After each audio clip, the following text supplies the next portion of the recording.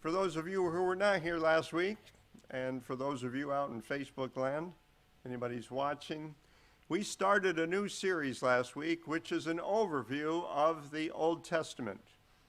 I find that if people read their Bibles, and most people who go to church do not read their Bibles, and this irks me. If they do not read the Old Testament, and more people, not just children, but adults, do not know the stories of the Old Testament. They do not know that the crucifixion of Jesus Christ was not an afterthought. It was something planned by God before the foundation of the world.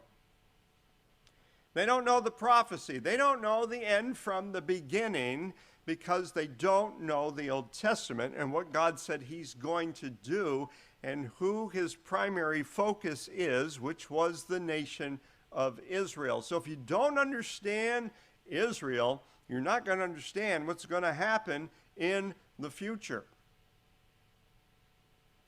And you're not going to see Jesus in the Old Testament. What's the Old Testament about? Jesus said, it's about me. You search the scriptures because you think you find deliverance in there, but those prophets wrote about me. Now, that was last week in a nutshell. It was a simplified view of the Old Testament. It was divided into two parts, each part of about 2,000 years, pre-Israel and Israel. 2,000 years for each one. But you know how many chapters are devoted to the history before the nation of Israel? Just 11. Genesis chapters 1 through 11 is pre-Israel history. The rest of the Old Testament, 918 more chapters, concerns itself with the nation of Israel.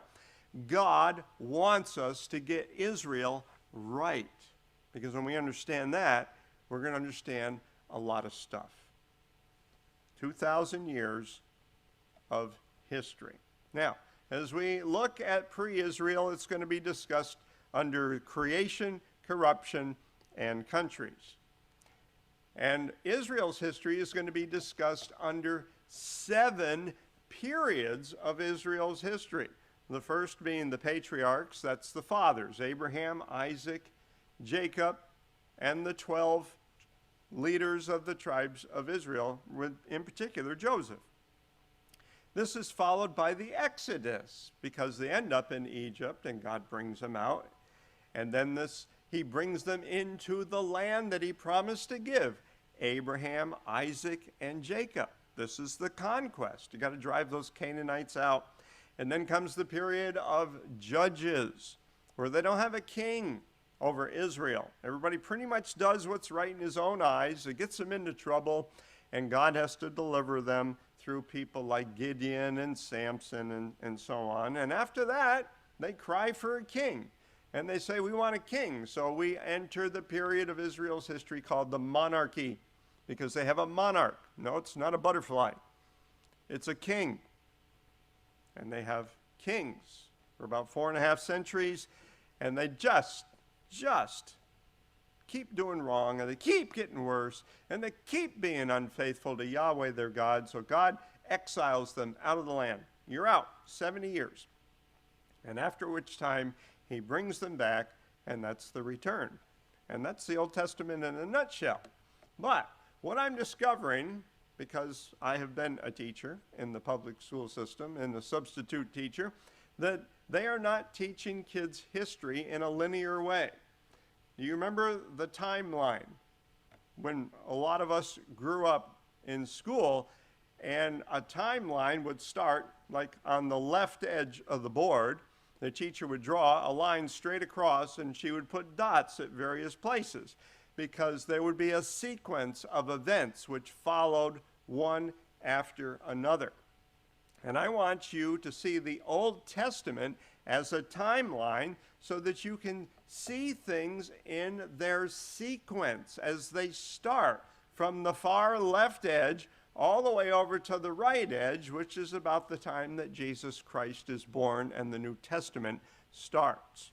Now, As I mentioned, some of this is pre-Israel history, only 11 chapters.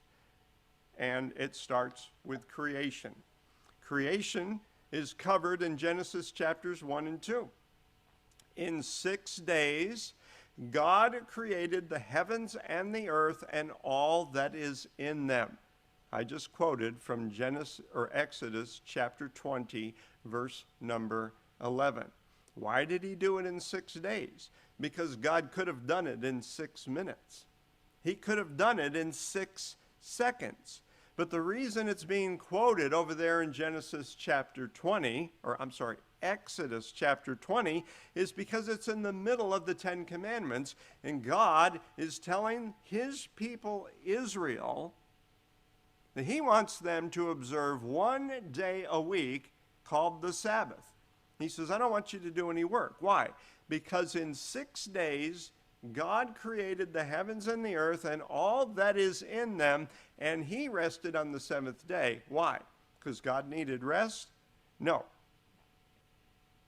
And because it was 6 literal days, he was presenting a pattern to his people. This is how I want you to live. And that was for the nation of Israel. So even pre-Israel history is really in preparation for the nation of Israel. God created an absolutely perfect environment. Everybody had a perfect wardrobe, a perfect diet. Everybody got along with one another. God was walking with Adam and Eve daily in the garden, and they enjoyed great fellowship. Adam had the perfect wife. Eve had the perfect husband. All the animals that were in the garden, they even liked each other. No lion attacked any lamb. There was no death, because Romans tells us that death didn't enter the picture until somebody sinned. In this perfect environment, what could God have done to have improved it? Nothing. I can't think of a thing. And yet, sure enough, Satan comes along and convinces one of them, this isn't good enough. God is actually keeping something from you. And Eve says, well, give me that apple. And what began? Corruption. Corruption. The couple, the perfect man and the perfect woman who were created spirit, soul, and body, suddenly had a dead spirit. Spiritually dead, they no longer were able to relate to God, who is spirit and must be worshiped in spirit and in truth, in the way that they used to, because their minds now were darkened and their understanding of spiritual things. All they're left with to understand are their 5 senses and their senseless minds. And God cannot be understood just with what we can perceive or figure out with our stupid minds. If we don't have a spirit, we cannot relate to God as we were created to relate to him. So there goes that relationship because of sin. And Adam and Eve are at odds with one another. This woman that you gave me, she gave me that fruit, and so there's a rift there. And there's a rift between them and the animals, represented by that serpent who led Eve astray. Not to mention, Adam isn't getting along with the ground that he came from. Because now, when he digs up the ground and he plants seeds, God says, it will no longer yield its strength to you. You're going to have to work a lot harder to get pears and apples and strawberries and blueberries. And they were cast from the presence of God. With this, we see this in Genesis chapter 3. And all they did was, in our eyes, a small infraction. They trespassed and took something that they were not supposed to have. But folks, we're going to find out as we go through the Old Testament that God's rules are for a reason. And they're always for our good. He says, do it this way. I created you. I know how you're supposed to work. And we're thinking, well, they weren't all that corrupt. Folks, within one generation, one of their children had already committed murder. Cain murdered his brother Abel. That's how bad we are. That when given an opportunity under the uncertain emotional, environmental conditions, Cain got mad enough to murder his brother Abel. And one of his great-grandchildren, Lamech, so filled with pride, who wants to do things his way, because that's what came with this corrupt nature, is that we now have a tendency to sing, I did it my way, and that's what people are singing in hell. I did it my way instead of God's way. And Lamech says, Adam had a wife. I'm going to have two. And Lamech said to his wives, Adah and Zillah. When she got mad, he called her Godzilla. Adah and Zillah. He had wives from A to Z. He said, if Cain is avenged, if somebody picks on him 7 times, I, Lamech, will be avenged 70 times. He thought a lot of himself, didn't he? And then the angels, the bad angels, not the good angels, got involved, and they corrupted the race even further, so that the earth is just absolutely polluted with their sin and their violence. Now, when you've got dirty clothes, what do? You put them in the washer. And when your body is filthy, what do? You take a bath. Well, guess what? God gave the earth a bath. Things got that bad, and there came a great flood. And God, showing his great mercy, instead of starting over like I would have done,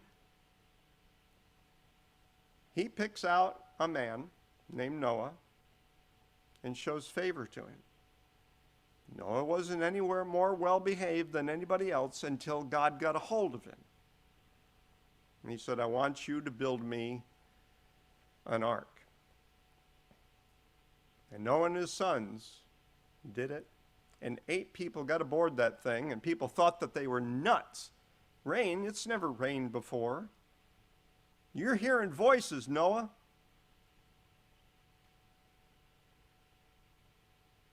Nobody listened to Noah except his children and their wives and his own wife.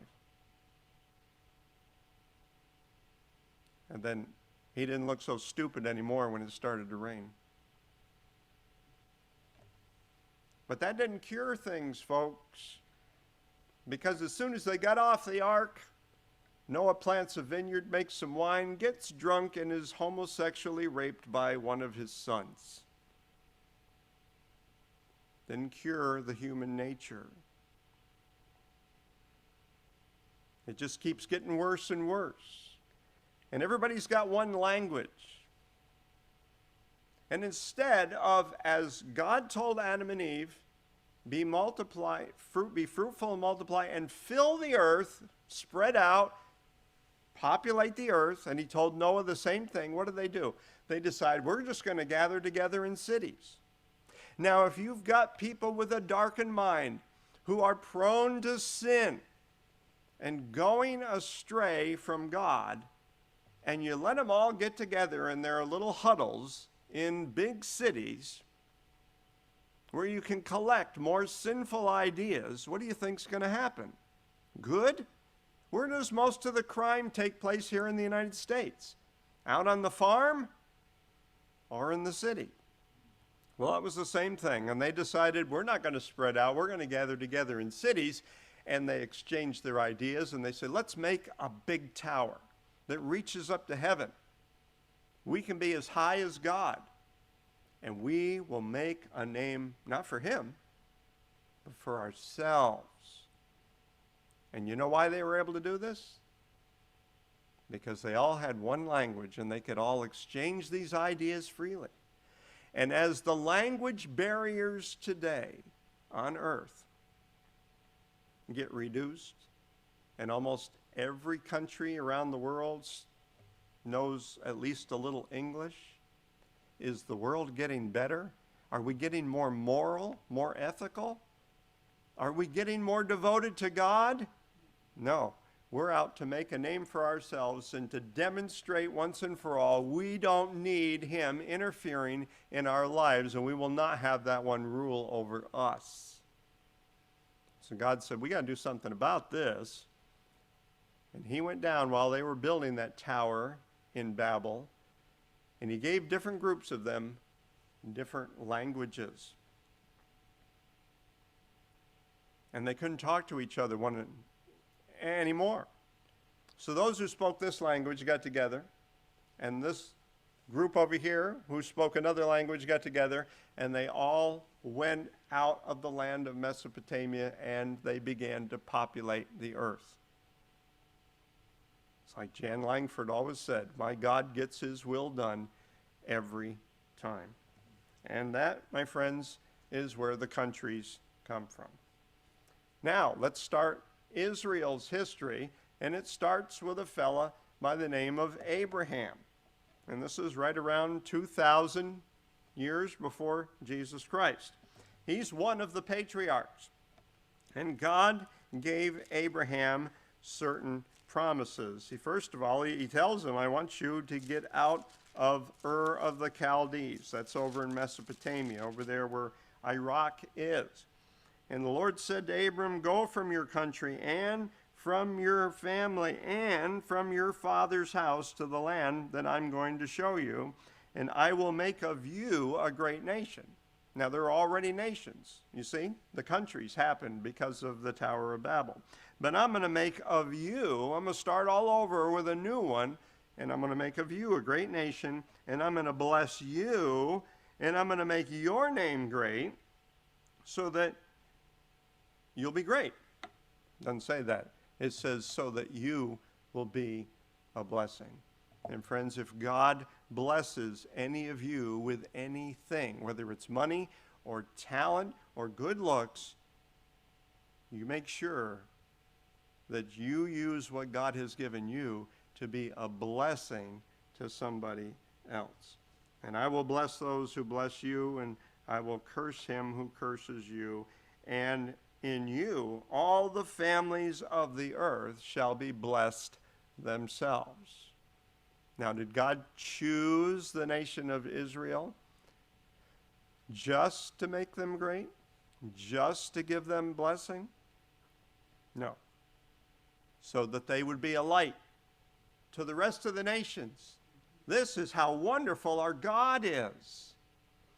The blessings that God gave the nation of Israel were meant to draw all the other nations to the God of the Israelites. And when Solomon, before he lost his mind because of all those wives that he had married, he was at the epitome of this. People were coming from all over to listen to Solomon talk about God and the wisdom that God had made him. So Israel was not intended just to receive blessing. They were intended to be blessing, and so are we. The patriarchs are Abraham, who had a son named Isaac, who had a son named Jacob, and Jacob had 12 sons who became the 12 tribes of Israel because Jacob's name was changed to Israel. Now, this period starts right around 2090 and goes all the way to 1445 BC, because even though the lives of Abraham, Isaac, Jacob, and Joseph only go to the end of Genesis, God tells Abraham in chapter 15, he says, know this for a surety, that your descendants are going to be in a strange land, that's Egypt, for 400 years, and they are going to be oppressed. And the Egyptians initially received them and welcomed them, But when a new dynasty, a new Pharaoh came on the scene, they began to treat the Israelites like slaves, making them to build cities. But a famine was what drove the patriarchs, Jacob and his sons, down into Egypt. God had sent Joseph down there through some really bad circumstances in order to prepare the way for them so that he could save that family alive while they were in the womb of Egypt, and God was growing them to between 2 and 4 million people and ready to become a nation. During this time, we notice the promises, the patience of God, because these patriarchs, Abraham, Isaac, and Jacob, were largely failures. And the providence of God in getting them down into Egypt, where they would grow in that womb until it was time to bring them out in the Exodus. By now, they're between 2 and 4 million people. How do we know that? Well, because when they take a census of the people, they take a census of the men who are old enough, that means over 20, to draw the sword and to go into battle. And you know how many there were? 603,000. Now you figure they have multiplied greatly. It tells in Exodus that the more they were oppressed, the more they multiplied. So they probably got big families. So let's just say they've only got a wife and 2 kids each. I mean, folks, that's 2.4 million people right there. And there was probably more than that. And they didn't take a census of the tribe of Levi because they were priests. They didn't draw the sword. So there's a lot of people waiting to get out of Egypt. And God finds this fella named Moses, who looks a lot like Charlton Heston. And he sends him into Egypt. And he tells Pharaoh, "Let my people go." Now, how does God introduce himself to these people who are about to become a nation? He says, "Guys, I love you a lot. I'm going to be the greatest God you've ever had." Does he say that? No, God doesn't mention that at all. God shows them and the Egyptians his power. 10 plagues he puts upon the Egyptians, terrifying them and terrorizing their lands. Frogs and gnats and turning the Nile to blood and locusts and darkness and you name it. All these awful, awful things against the Egyptians personally and against their cattle and their flocks and their crops. God demonstrated his power, and after he brought them out of the land of Egypt, and these millions of people are wandering around the Sinai Peninsula, he brings them over toward the Red Sea, and the Egyptians say, "What in the world have we done?" And they run after them. And God holds them off while he opens up the Red Sea. Imagine walking through with a wall of water on either side of you, all night long on dry ground. And you've seen the 10 plagues. Is God powerful? Folks, that's only half of it. God demonstrated his power over creation because he's the one who created it. He can make it work any way he wants. But he also demonstrated his power over Pharaoh because God said, because these plagues are going to be so severe, he's going to be tempted to say, "Fine, you guys can go. But I'm going to harden his heart until I'm finished with all 10 plagues."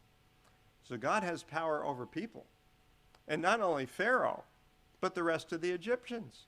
Because when it came time to leave Egypt, God told the Israelites, "Go ask your Egyptian friends for gold and silver and anything they'll give you." And you know what? They did. And it said, so they despoiled the Egyptians. And they went out of Egypt taking all their riches. This God is powerful.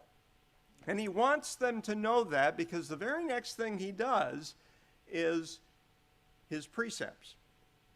He shows them his law, and he himself, with his own voice, shouts from the Mount Sinai, I am Yahweh, your God, the one that brought you out of the land of Egypt, and you shall have no other gods before me. And he goes through all of the 10 commandments and terrifies the people with his own voice. And they've seen his power, and now they've heard his voice. And you would think, man, we better be careful to obey, because if we don't, this may be our last day. Did that affect them at all? No. And you know, I get to thinking, if I were there, if I'd heard the voice, if I had seen the plagues and I had walked through the sea, man, I'd have stood straight and tall when he said, thou shalt not, or thou shalt. No, I'd have been just like the rest of them. And we see the provision of God and the patience of God. Because even after all that, within a couple of years, just after God has them erect a tabernacle where they can make sacrifices to God, you've seen my power, you've heard my precepts. Now let's go into the land and drive those Canaanites out so I can give you the land that I promised to give to Abraham, Isaac, and Jacob. They said, nope, can't do it. But you saw what I did to the Egyptians. Nope, not going to do it. We're not going in. They're bigger than we are. They've got walled cities. And God said, fine. Then you can wander around the Sinai Peninsula for 40 years, and I'll take your children in, because this is where you're going to die. And they did. And Moses died too. And God raised up a fellow named Joshua. And Joshua took the people in the conquest of the land. And first up is the Battle of Jericho. You know the song, right? Joshua fit the battle of... Okay, I'm not going to sing it. Joshua is facing the biggest battle first. Jericho is a huge city. They cross the Jordan River, and they're camped outside of this city that has a 2-wall system. It has an inner set of walls and an outer set of walls. It's big. And God says, this city is mine. Anything you find in there of value, you burn it, because it is devoted to me. All the other cities that you conquer, you can have what you want. But whatever's in Jericho belongs to me. And we honor the Lord with our first fruits. And he gets the first share because he's God. So God gives them explicit instructions on how to conquer Jericho. All the men are supposed to march around the city in silence every day for 6 days, just once. On the 7th day, they've got to go around the city 7 times, at the end of which time they have to shout a great shout. And you know what they shouted? Roll Tide. I didn't say that. And the walls of the city came down flat, and they went in, and they didn't lose a single life. Not one of the 605,000 now soldiers lost his life in the Battle of Jericho. Isn't that great? Man, they're riding high. But what they don't know is that a fella from the tribe of Judah by the name of Achan had stolen some of the gold and the silver, which was supposed to be burned with the city, and he hid it in his tent. And so the next city is a walled city just up the road, and they've only got 12,000 people in there and probably only about 3,000 soldiers. So Joshua's advisors say to Joshua, Josh, don't be sending all the guys up there. Just send 2,000 or 3,000 up. This is a piece of cake, no problem. And Joshua follows his advice. You notice something that's absent here? Joshua did not seek the Lord. and they lost that battle. These few soldiers came out of Ai, that was the name of the city, it's spelled A-I, and they chased the Israelite soldiers away and killed 36 of them. 36 of them lost their lives because they did not consult the Lord. And they're weeping and mourning before the Lord back at the camp. Wah! And God says, get up off your face. What are you sniveling about? Israel has been unfaithful, and somebody took some of the devoted things.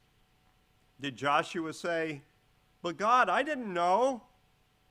No, because I'm sure it occurred to Joshua, we would have known if we had consulted the Lord. And they did not, and it cost 36 men their lives, and the humiliation of being chased around by a little city. And when they finally took care of that fellow named Achan, and they stoned him, and if they'd stoned you, you'd have been Achan too, they went back and they whooped those people because they followed the Lord's instructions this time. Now Joshua normally consulted the Lord, but on another occasion during this conquest, he failed to do that. Because the hearts of the people, the Canaanites, were fearful. And there was a group of people that lived a little bit northwest of Jerusalem that they didn't know about, called the Gibeonites. And the Gibeonites disguised themselves in old robes and old wineskins that had burst, and they carried with them old dried out crumpled bread to make Joshua and the elders believe that they had come from a really long distance over there in the west. And they said, we want you to make a covenant. We want you to make a peace treaty with us because we don't want you attacking, because we know what you've done to Jericho and Ai and the other cities. And we don't want any part of that. And Joshua says, well, how do we know that you're not some of the inhabitants of the land? They were. They were. They were part of the Hivites. And the Hivites were supposed to be wiped out. And they lied to Joshua. And instead of consulting the Lord, Joshua makes a covenant with these people whom he's supposed to drive out. He did not drive out, and he had to honor this peace treaty that he made with them.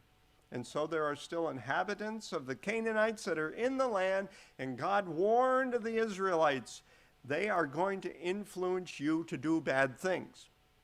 And sure enough, as time went on, the Israelites married into them, and they married into the Israelite tribes, and they started worshiping the way that the Canaanites worshiped. You know how they worshiped? It was primarily a sexual thing. You know, if our worship was sexual, man, we could fill this place up. It's awful. And this is why God was driving those people out of that land through the Israelites. And now the Israelites were becoming just like them. You don't marry with people outside of the faith. You don't intermingle in a bad way and become like people that you're trying to convert. So after 7 years, they finally get pretty much control of the land. They have not completely driven out everybody, but there are still pockets of Canaanites, and the Canaanites are giving them trouble. And they enter a period after Joshua dies and the elders die. It says twice in the book of Judges, and there was no king in Israel in those days, and everyone did what was right in his own eyes because it made sense. And God had to raise up military leaders called judges, Gideon, Jephthah, Samson, to take care of the people that God had brought against the Israelites, like the Amalekites and the Midianites and the Philistines, because they were unfaithful to God. So God terrorized them with the people that they failed to draw or cast out of the land. And then they cry, wah! And so God has pity on them, and he delivers them. And this we find in the book of Judges all the way over to 1 Samuel chapter 8. And after the period of judges, we have the monarchy, because Samson, being the last of the judges, has a couple of corrupt sons. The Philistines have the upper hand over the Israelites, and they want a king, a guy who will lead them into battle. After all the other countries have a king that will lead them into battle. We want a king who can defeat these Philistines for us. And so God gives him a king, and his name is Saul. And Saul doesn't want the job, and he's kind of shy, but once he sees how the Lord gives him victory, it kind of goes to Saul's head. And he thinks he can just do whatever he wants as king. He had no heart for God. And so God replaces him with King David. And King David probably made a lot more mistakes than Saul did.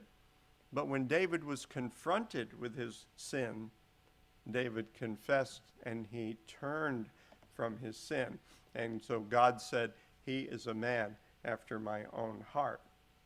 Following him was his son Solomon.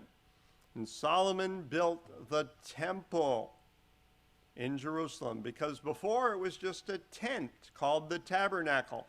But now Solomon has built this great temple where the sacrifices will now take place in Jerusalem and Jerusalem only. And Solomon had a great start with a good heart. And then he decides to have 700 wives and 300 concubines.